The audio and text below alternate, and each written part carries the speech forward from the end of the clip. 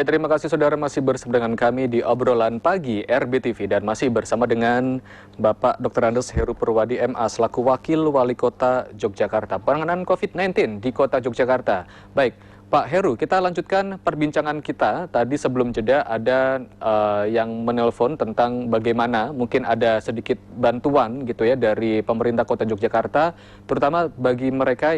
Mungkin ini dilihat dari sisi ekonomi ya Pak ya. Dari sisi ekonomi bahkan juga nanti Pak Heru bisa menjelaskan antisipasi dari sisi sosial. Silakan dari pemerintah Kota Jogja. Silakan Pak Heru. Baik, jadi kita minggu kemarin itu selama 3 hari berturut-turut melakukan rapat telekonferensi dengan Menko, Menteri-Menteri, Gubernur, Wali Kota, Bupati se-Indonesia bareng-bareng. Salah satu di antaranya memang kita ingin monto-monto atau bahasanya. Monto-monto itu artinya membagi-bagi mana sih yang diselesaikan oleh pemerintah pusat, mana yang diselesaikan oleh pemerintah provinsi, dan mana yang diselesaikan oleh pemerintah kota. Nah, yang ditanyakan tentang mereka yang terkena dampak karena kasus COVID-19 ini dengan pekerjaannya, itu pemerintah pusat yang akan menyelesaikannya dengan kartu prakerja. Hari ini, sejak kemarin sebenarnya, kita sudah diminta masyarakat yang merasa terdampak, kena dirumahkan, kena PHK, atau mereka yang terkena dampak ekonomi, kemudian menjadi tidak produktif lagi, tidak menghasilkan sesuatu, itu bisa memasukkan dari aplikasi yang dimiliki oleh Kementerian Tenaga Kerja untuk kemudian mereka nanti masukkan di sana. Itu wilayahnya ada di Kementerian Tenaga Kerja. Kemudian yang dari pemerintah pusat ada yang selama ini sudah menerima PKH dan BPNT, itu nanti juga ada tambahan sana.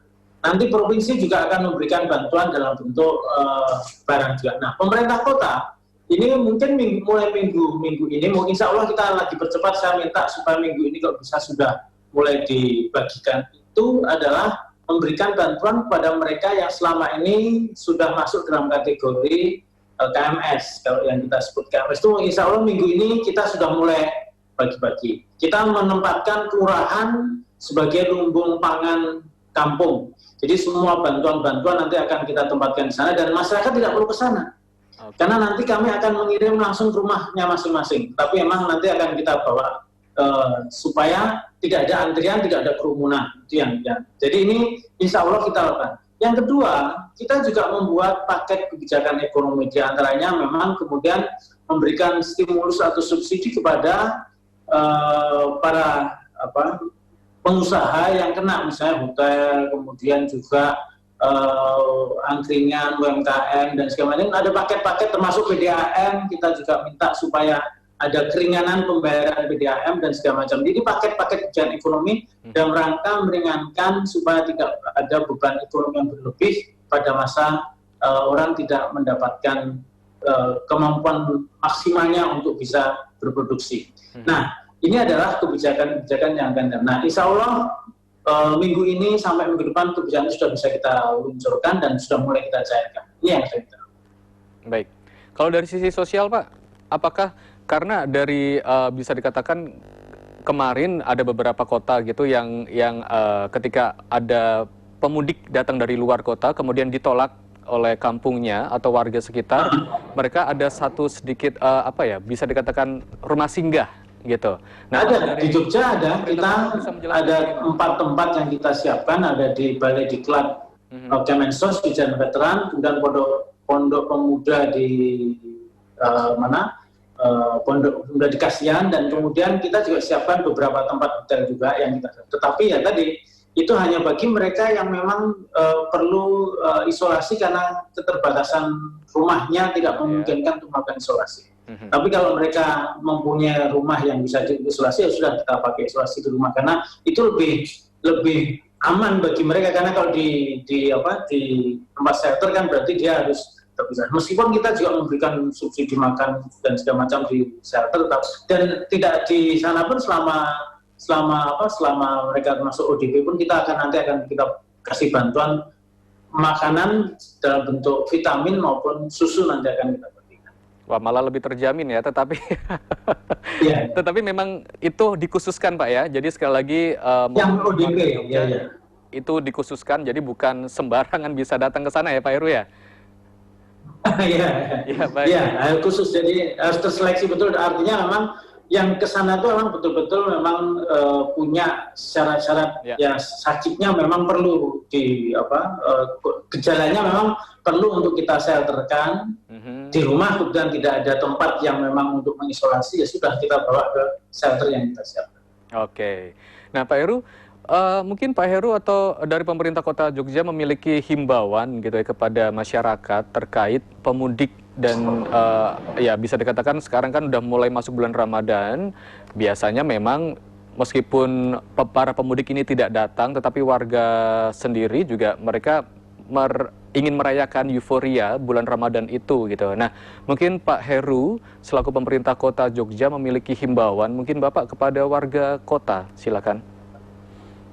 Ya, yang penting saat ini kita tetap jangan menganggap remeh atau kita menganggap seolah-olah virus corona tidak ada di Jogja. Tetap ancaman itu selalu ada karena mereka tidak terlihat dan kita nggak pernah tahu siapa yang bawa. Orang yang sehat bisa jadi membawa, apalagi orang yang punya gejala-gejala. Jadi kita pun nggak pernah tahu siapa yang bawa. Nah, oleh karena itulah saya minta, satu, kita tetap jaga jarak sosial mau jarak fisik itu harus kita lakukan secara disiplin. Jangan sampai misalnya di pasar tradisional tetap harus pakai jarak. Yang kedua, pakai masker. Bahkan kalau perlu, kalau pas di pasar dalam posisi yang banyak itu pakai sarung tangan. Kalau perlu, karena itu juga akan mengurangi terjadinya sentuhan fisik langsung. Yang kedua, kita ingin masyarakat tetap kalau bisa tinggal di rumah saja, tidak kemana-mana. Supaya apa? Supaya kita semuanya merasa aman, nyaman, dan semua. Kemudian mereka yang sudah sampai di Jogja, yang baru mudik, silahkan melanjutkan isolasinya sampai tuntas. Yang kedua, juga segera periksa ke dokter, ke puskesmas, agar sudah tahu kondisinya seperti apa. Baik. Kita semua, masyarakat sekitarnya akan selalu menjaga, mengawasi untuk kita semua, untuk kebaikan. Mari kita saling menjaga, saling mengingatkan, saling melindungi, dan juga saling menyelamatkan. Ya, baik. Pak Heru, satu closing statement secara singkat kepada pemirsa RBTV atau bahkan juga warga Jogja, silakan. Ya, saya kira saatnya lah. Saya yakin kalau kita disiplin secara sosial untuk menjaga jarak, insya Allah Jogja bisa mengatasi semua masalah COVID-19 ini. Semoga kita semua dikaruniai sehat, kemampuan daya tahan tubuh, makan yang cukup, dan kita semuanya nantinya bisa melewati dengan baik. Dan kita berharap kita bangkit secara ekonomi maupun sosial maupun kesehatan yang pertama di Indonesia. Kita ingin supaya Yogyakarta segera bangkit nanti manakala kita bisa menyelesaikan. Ya, baik. Sekali lagi terima kasih Pak Dr. Andes Heru Purwadi MA selaku Wakil Wali Kota Yogyakarta atas waktu yang telah diberikan kepada kami. Banyak informasi yang tentunya bisa kami dapatkan, dan sehat selalu Pak Heru dan juga beserta dengan seluruh jajaran. Sama-sama. Ya, terima kasih sekali lagi kami sampaikan. Dan saudara, usai sudah obrolan pagi menemani Anda pagi hari ini, saya Daniel Kerupan beserta dan seluruh kru pamit undur diri. Sampai jumpa.